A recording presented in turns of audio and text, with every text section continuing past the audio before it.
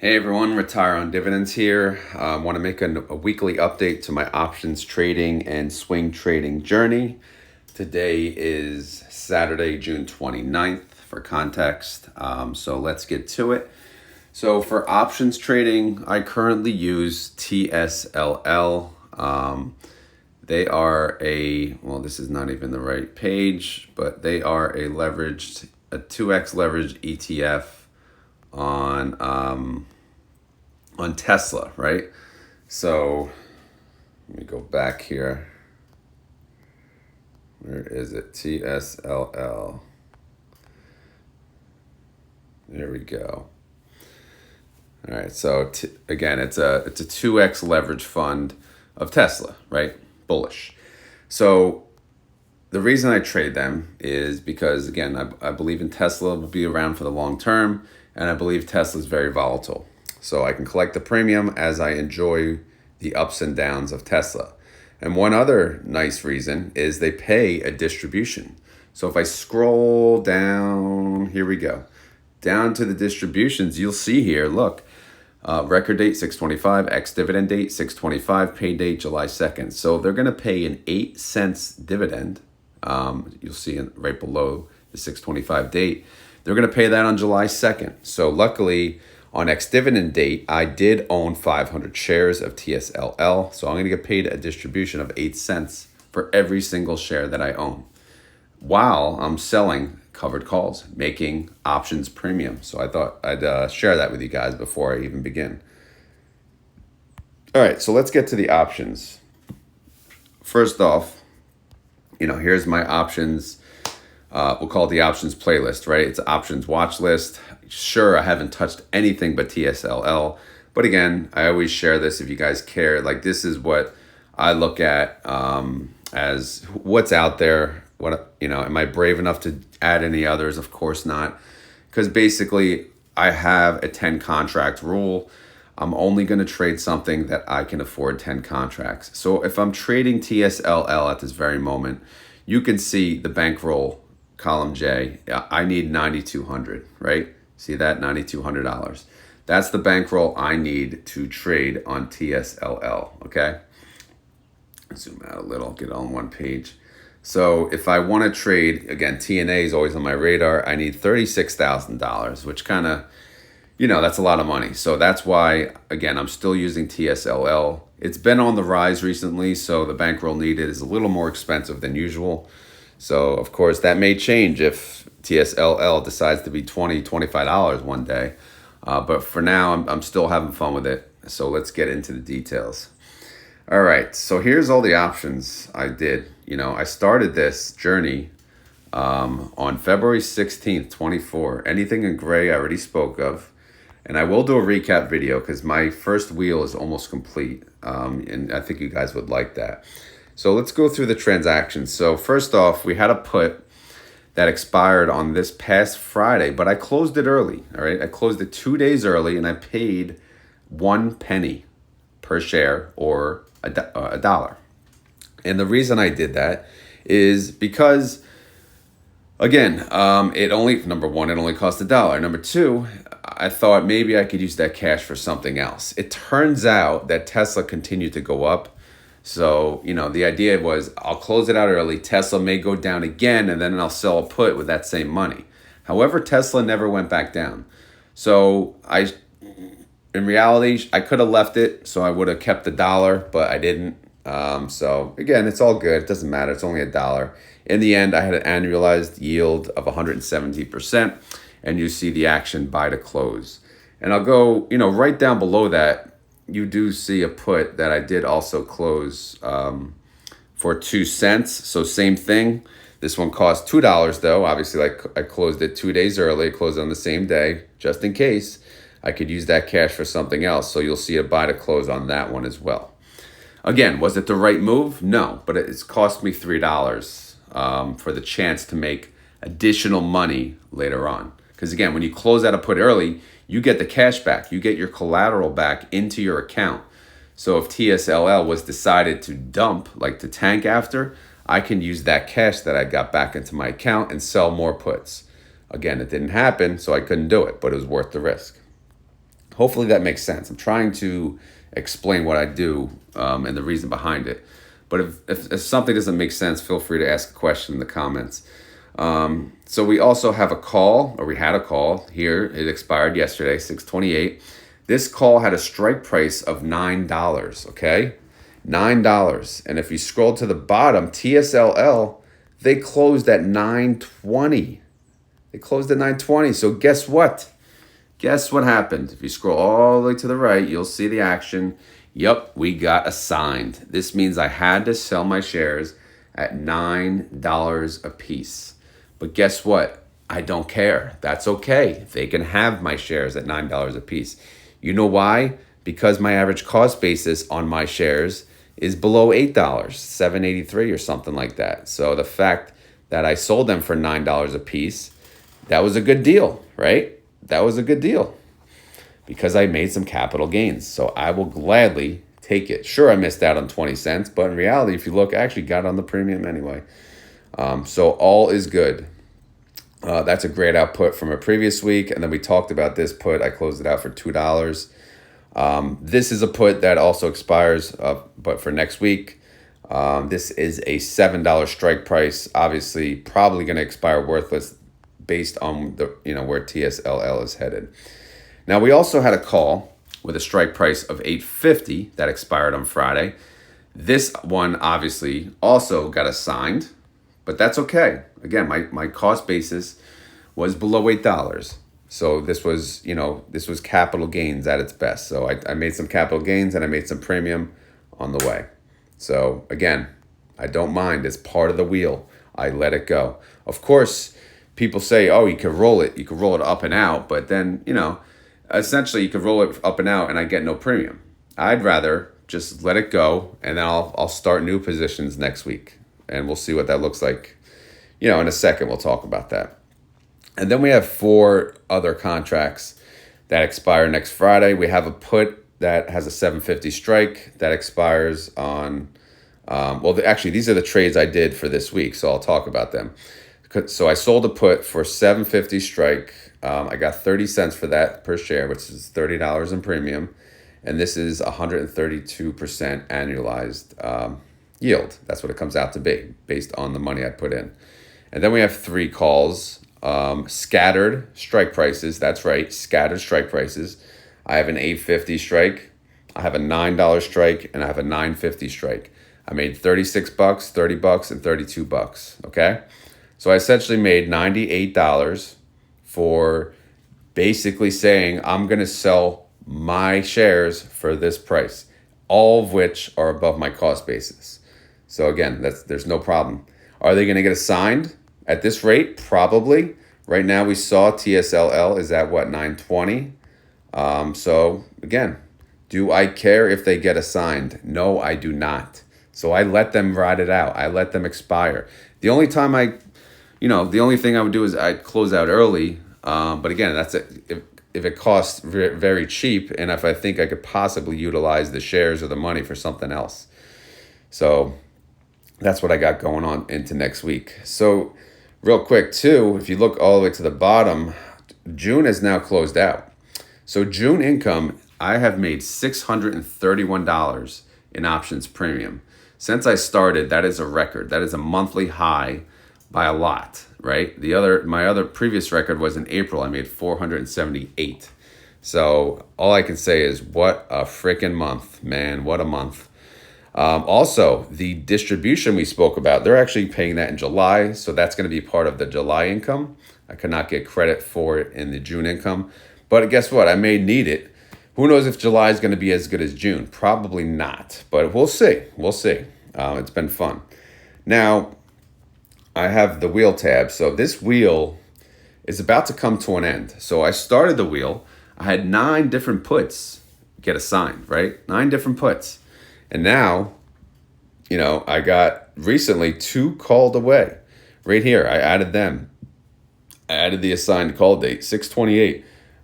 2 more shares, got it called away for, $8.50 and $9. So if I highlight that, I will gray them out just like the others. Which color? Who knows? Probably that one. There you go.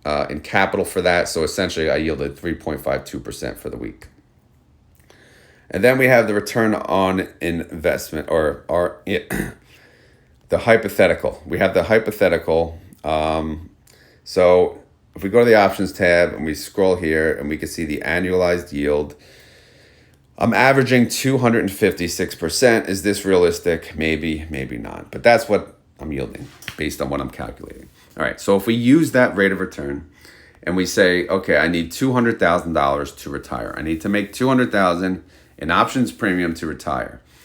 That means I would need $78,115 in capital. But that would mean I'd have to use all of the capital to make that amount of money. So that's why I'd use this safe capital number. I take the 78,000, I times it by 300% or times 3, and I get 234,000. So I'm showing if I had $234,000 to play with, I could essentially make $200,000 a year in options premium. And that's my number. I don't have that in the taxable account, so I can't make $200,000. If I did, then I could consider retiring on options. That would be very, extremely risky. But again, it's something I could think about as I continue to increase the value of my taxable account. My taxable account right now is at around 55,000. So I'm not even at the 78,000. So I'm very far away from there. So again, this is a hypothetical. What if, what's possible? And again, maybe it's unrealistic, but that's what I'm coming, that's what it's showing.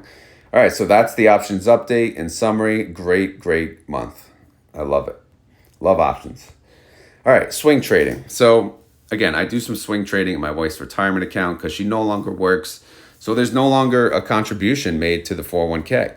So what I do is I do some swing trades to replace the contribution, the missing contribution. And I use all of these different double, triple leverage funds. And it's kind of been working out. I'm at a standstill with one of them, though you'll see in a second. So as far as this week goes, TSLT, we had no activity. CONL, I did add from June 17th, and I continue to add. So I'm at 40 shares with an average cost basis of $47.22. So currently I have $1,888 locked up into that. I'm hoping crypto turns green next week. Nothing on TQQQ, nothing there. I'm not going to go through each tab like I always do. Labu, I made some money this week. So Labu I bought. Eventually I got up to 20 shares and I ended up selling all of them together at 118. Total profit, you'll see in green here, if I can highlight it, if it lets me. We got oh crap. I made $276 for Labu this week, which is pretty good. Erti, nothing. Gooks, nothing. Bit2, nothing. And then we have Yin. Yin is a problem child. I continue to average down on Yin. I started buying Yin at $31. Ridiculous. I should not have made that decision. And now here I am, the latest buy. I'm still averaging down. I paid 22. My average cost basis is 26, getting a little better. However, it's really hard for me to get, some capital to actually get gains because I have to continue to average down because Yin has not recovered. So now I'm sitting here, I got $5,456 locked up in Yin, waiting for it to turn green. I'm only buying on red days. If Yin is red, I don't care how red, I buy. I screwed up the one day. I bought 10 instead of 15, so I bought 20 the next day. But either way, it doesn't matter. I own a shitload of shares of Yin. And I'm getting to the point, again, if I have to, and I don't want to buy Yin anymore, I can sell calls on the shares until it recovers. So that's another option.